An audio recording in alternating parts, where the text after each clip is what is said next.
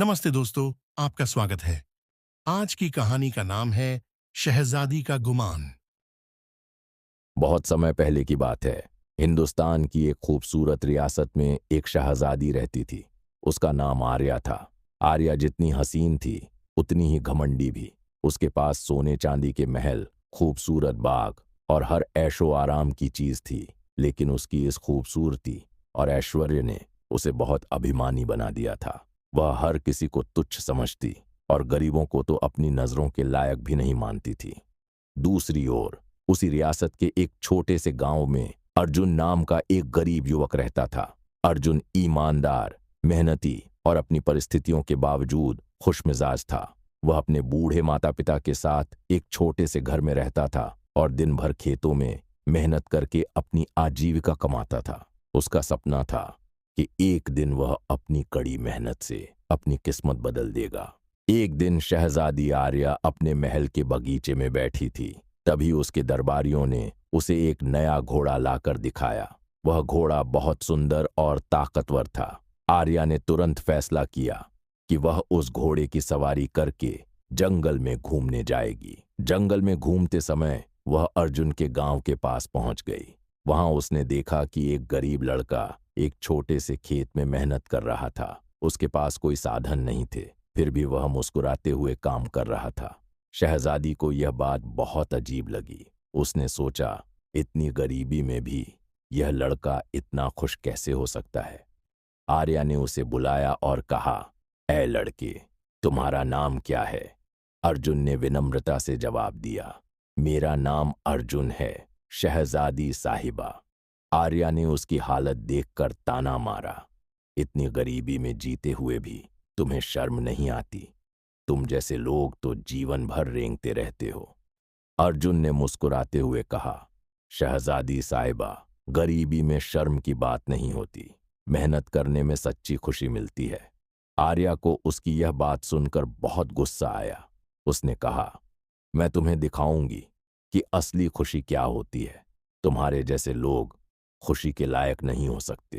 अर्जुन ने बिना किसी शिकायत के अपनी बात रखी, शहजादी साहिबा, खुशी धन और ऐशो आराम में नहीं, बल्कि दिल की सच्चाई और मेहनत में होती है। आर्या ने ठान लिया कि वह अर्जुन को उसकी अकड़ का सबक सिखाएगी। उसने दरबार में आदेश दिया कि अर्जुन को महल बुलाया जाए।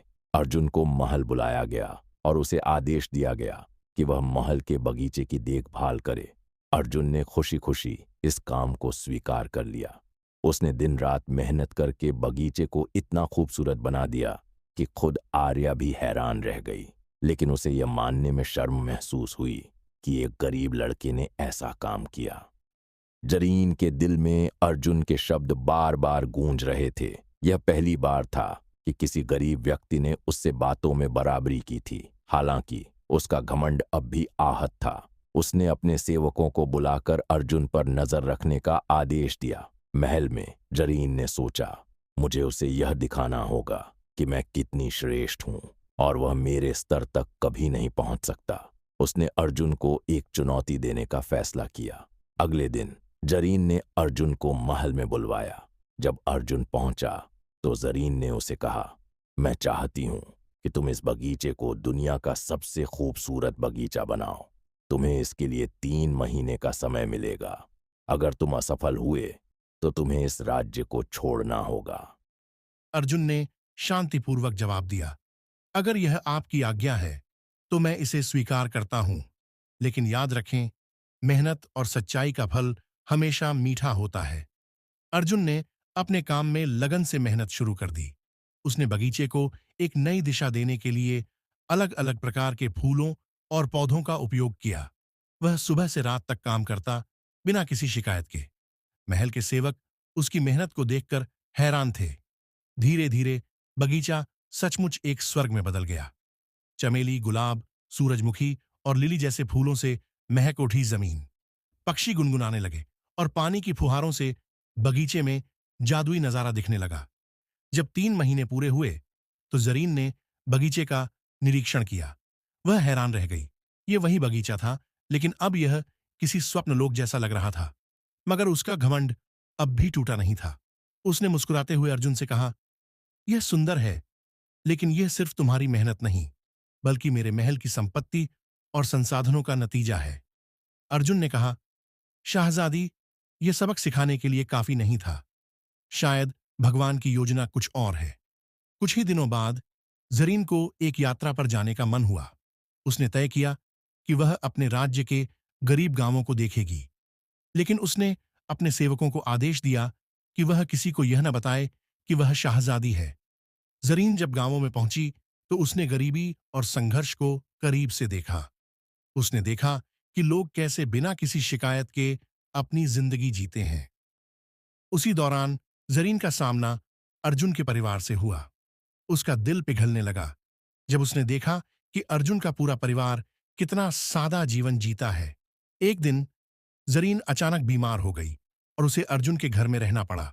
अर्जुन की मां ने उसकी सेवा की और अर्जुन ने उसे अपनी देखभाल में रखा। धीरे धीरे जरीन को यह एहसास हुआ कि धन और शक्ति के बिना भी लोग कितने खुश रह सकते हैं। अर्जुन की ईमानदारी और परिवार की सरलता ने जरीन के दिल को बदल दिया।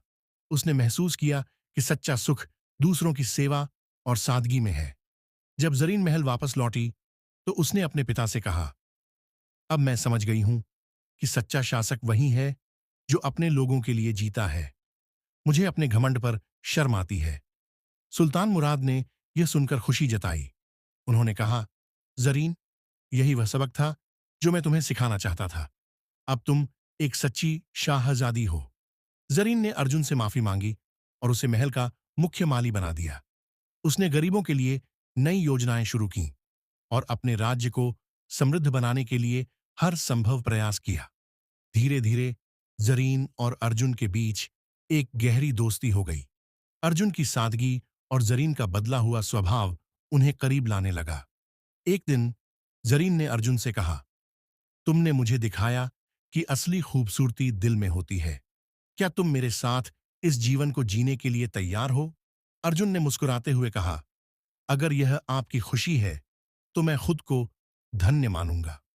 जरीन और अर्जुन ने मिलकर राज्य को नई ऊंचाइयों पर पहुंचाया। उनका रिश्ता यह साबित करता था कि सच्चा प्यार और सम्मान हर दीवार को तोड़ सकता है। अगर आपको हमारी यह कहानी पसंद आई हो तो वीडियो को लाइक करें और ऐसी ही मजेदार कहानी के लिए हमारे चैनल को सब्सक्राइब करें। मिलते हैं फिर से कहानी में। तब तक के लिए जय हिंद, जय भारत।